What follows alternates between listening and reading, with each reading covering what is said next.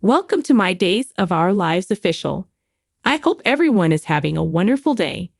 Before we begin, please hit the subscribe button and give this video a thumbs up.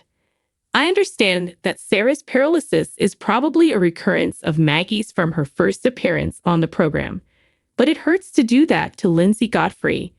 For those who don't know, Godfrey was hit by a vehicle in 2015, breaking both of her shin and ankle bones.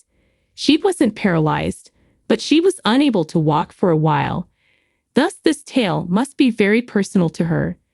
This must be some of what she and Paul Telfer discussed on the challenging plot that is going to unfold.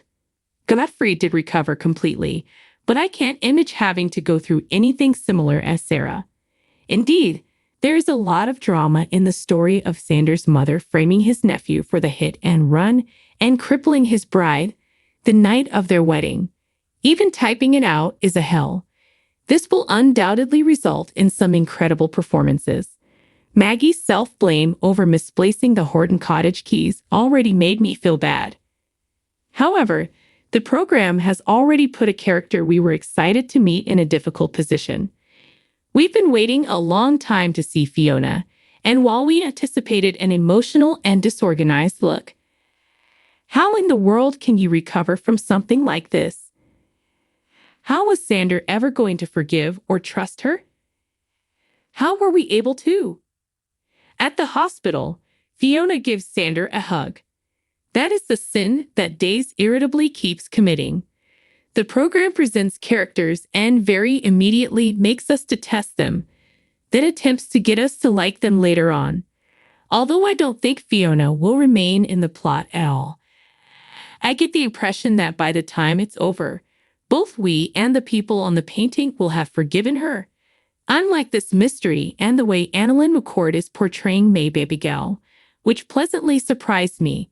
Yes, she may be lying about everything, but her responses to everything, including her withdrawal from Jack's embrace and her fear of meeting strangers, make sense.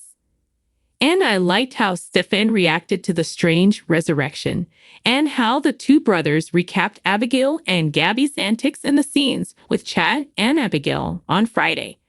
Although it seems like she's acting, her call today does not prove that she is not Abigail. She could believe she's pretending to be Abigail if she was in an accident that really caused her amnesia and necessitated cosmetic surgery. Like in the Addams Family movie, with Uncle Fester twisting everything. Warning, spoilers ahead, in case I get sued for ruining a film that is more than 30 years old. Fester is a genuine guy with amnesia who is lured into fooling the family, despite our belief that he is a phony who is attempting to take their riches throughout the whole movie. However, if the DNA test findings are accurate and she is not Abigail, then she is one more of Jack's daughters. Is Abigail's twin missing? Gwen's lost twin. Someone mentioned that she may be Gwen with amnesia and cosmetic surgery. That would have been a very interesting twist. However, she took Leo's call and told him to go to hell the other week. Jack and Chad had already begun looking for the lady in the video when that happened. I'm beginning to believe that Connie is just being used to clear the screen and eliminate people that Days of Our Lives want to remove. For as much as it pains me to admit, I'm beginning to fear that Melinda's time may be running out. And what a waste that would be. She has always been a bright individual who is never given the opportunity to fully blossom. The program always seems to back off just when it seems like she may receive a storyline she can work with. I had hoped that she would have more screen time collaborating with Gabi, Ava, and Kristen, but it seems that her only purpose in joining Demira was to cause friction with Connie. This week also brought us another disappointing revelation. Lori said last week that Connie took around 30 seconds to execute the Ava/Stefan revelation after she had promised to wait for the ideal opportunity. Then this week, Gabi acted in the same manner. Come on, during a news conference. This is the same lady that blew EJ's life apart. Is confronting Stefan and Ava over lunch at the bistro the best she can do with them? Oh, random thoughts. Right now, Brady, buddy, Just be a monk. You are compelled to associate with women who cause you the greatest amount of harm. Under stress, Brady puts his hand to his head.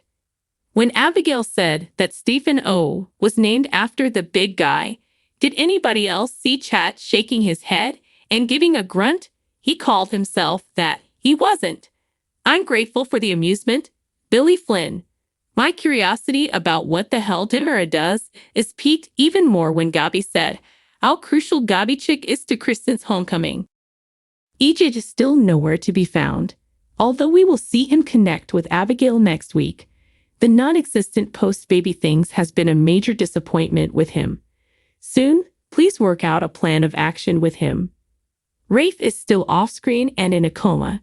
Is the program making an attempt to save costs in any way by having characters arc out for weeks or months at a time? Steve, Rafe, John.